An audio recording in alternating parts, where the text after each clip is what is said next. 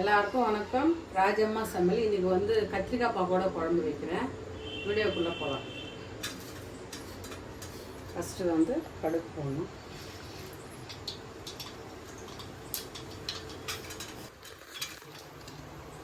கொஞ்சம் உளுத்தம் பருப்பு, கடலைப்பருப்பு,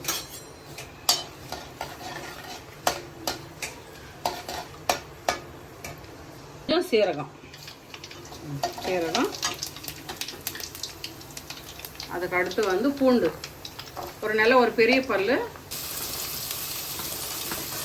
ஒரு 4 வெங்காயம், கொஞ்சம் உப்பு போட்டுக்கோங்க, கல்லுப்பு.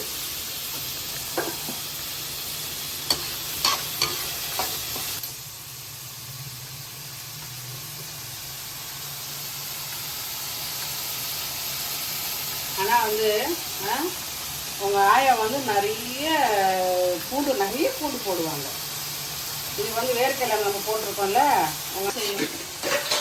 உங்கள் அப்பா இன்னைக்கு கூட வந்து நான் செஞ்சேன் நல்லா இல்லைன்னு தான் சொல்லுவேன்.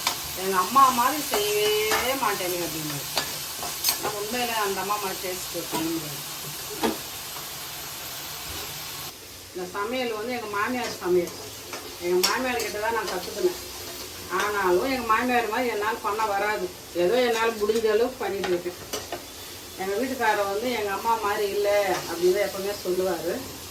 இருந்தாலும் என் பசங்களுக்கு நான் பண்ணுறது பிடிக்கும். இந்த மாதிரி நல்லா வதங்கணும், வெங்காயம் இன்னும் நல்லா வதங்கணும். நல்லா வெங்காயம் வதங்கிடுச்சுங்க. அடுத்தது வந்து நம்ம தக்காளி போடணும். தக்காளி போட்டுக்கலாம். அப்படியே கொஞ்சம் கருவேப்பிலை கூட அப்படியே சேர்த்துக்கலாம். போட்டோம்னா நல்லா வதங்கணும்.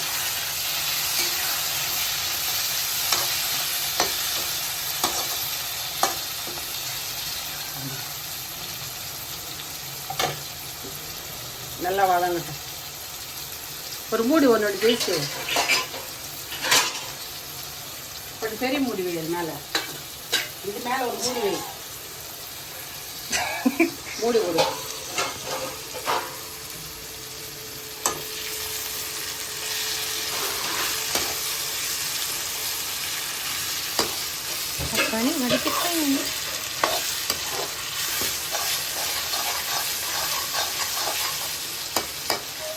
எத்தனை வருஷமா இந்த சமையல் பண்ணிட்டு இருக்கீங்க? நான் கிட்டத்தட்ட வந்து 30 வருஷமா பண்ணிட்டு இருக்கேன் இந்த சமையல். பிறந்ததுலேருந்து பண்றேன். பிறந்தலேருந்து வந்து பண்ணலை. பிறந்தலேருந்து வந்து சாமான் தொலைக்கிறது, துணி துவைக்கிறது, சாமான் தொலைக்கிறது, துணி துவைக்கிறது. அதுக்கப்புறம் எங்கள் அம்மா என்ன சமையல் கற்றுக் கொடுத்தாங்க.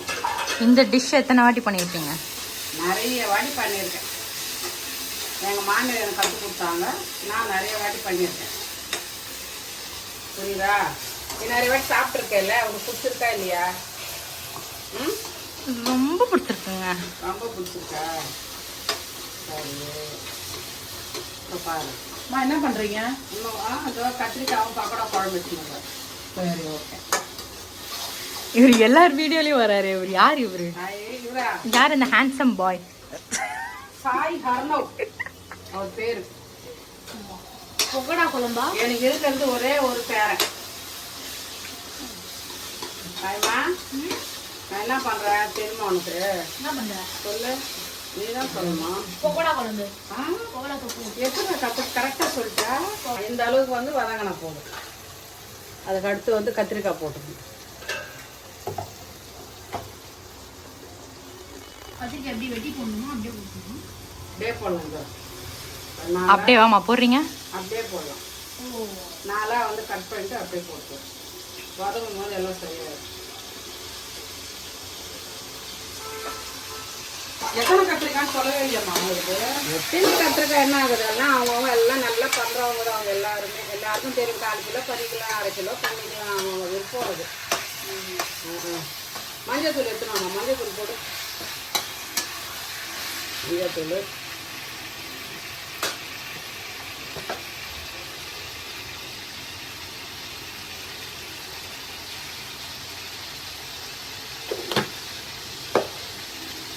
மஞ்சள் தூள் போட்டு நல்லா இந்த எண்ணெயில் வந்து நல்லா கொஞ்சம் வதங்கணும் கத்திரிக்காய்.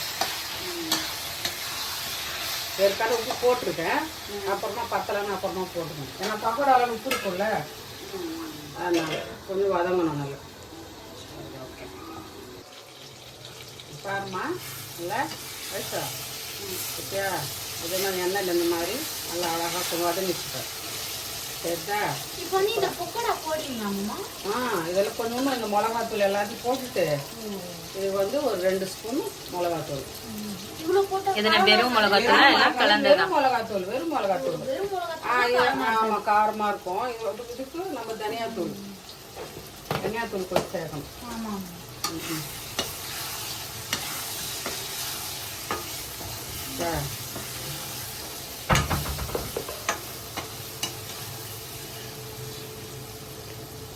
இது என்னம்மா? இது வந்து தனியாத்தூள் ஓ, 1 டீஸ்பூன் தனியாத்தூள். இவ்வளோ போடணுமாம்மா? ஆமாம் அது வெறும் மிளகாத்தூள் போட்டுருச்சோம்ல அதனால வெறும் மிளகாத்தூள்னா காரமா இருக்காது.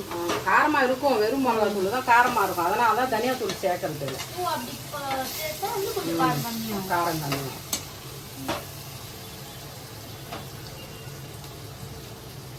எடு. ஓகேம்மா. உப்பு கம்மியாக இருக்கு. அந்த உப்பு போட்டு தண்ணி 1 கிளாஸ் தண்ணி 2 கிளாஸ் தண்ணி ஊற்றிக்கணும்.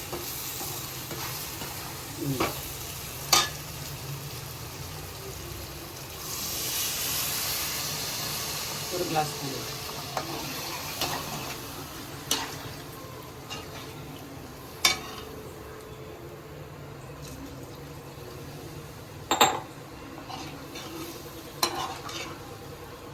இப்படி பக்கோடா போட்டா கொஞ்சம் கட்டிக்காது. கட்டிக்கும். அதுதான் தண்ணி ஊற்றிருக்கோம்ல கொஞ்சமா இருக்கும்போது போட்டு சரியாகும். கரெக்டாகிடும்.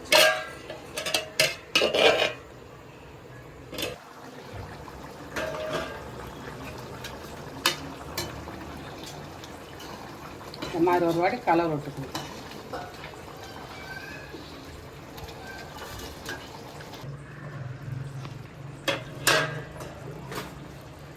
இது பாருங்க எப்படி இருக்குன்னு. கிரேவி இப்படி இருக்கணும். அதில் ரொம்ப தனியாகவும் இருக்கக்கூடாது, ரொம்ப திக்காகவும் இருக்கக்கூடாது.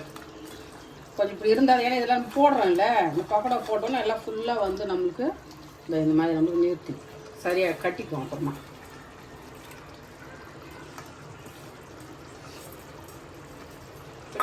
பக்கோடா கடையில் வாங்குனீங்களா வீட்டில் செஞ்சீங்களா? கடையில் தான் நாங்கள் வாங்கணும். வீட்டிலலாம் செய்யலை. கடையில் வாங்கிட்டு வந்தோம். கடையில் நீ வீட்லேயும் வாங்குவியாம்மா? வீட்டில் செய்வியே? வீட்லேயே செய்யலாம் ஒரு நாளைக்கு. இப்போ அர்ஜென்ட்டு கடையில் வாங்கிட்டு வந்தோம். பாருங்கள் இன்னும் ஒரு ஒரு ஒரு 5 நிமிஷம் இருக்கணும். அது கொஞ்சம் 5 நிமிஷம் இருந்துச்சுன்னா நம்ம இறக்கிடலாம். பாருங்கள் இவ்வளோ போதும். கரெக்டாக இருக்கும். கொத்தமல்லி கொஞ்சம் போட்டுருங்க. ஒரு 2 நிமிஷம் போதும்ல? 2 நிமிஷம் போதும். ஏன்னா குழம்பு வந்து அப்புறம் திக்காயிடும். அதனால் வந்து 2 நிமிஷம் போதும். இதுக்கு வந்து நீங்கள் ஒரு அப்பளம் வறுத்துக்கலாம், இல்லை ஒரு முட்டை ஆம்லேட் போட்டு சாப்பிட்டா ரொம்ப நல்லாயிருக்கும். எதுவுமே இல்லாமல் இது மட்டும் கூட போதும். இல்லை அதெல்லாம் போட்டால் கொஞ்சம் நல்லாயிருக்கும். அவ்வளோதான். போட்டு உங்களுக்கு பிடிச்சிருந்தா லைக் பண்ணுங்கள், சப்ஸ்கிரைப் பண்ணுங்கள். லைக் பண்ணுங்கள், சப்ஸ்கிரைப் பண்ணுங்கள்.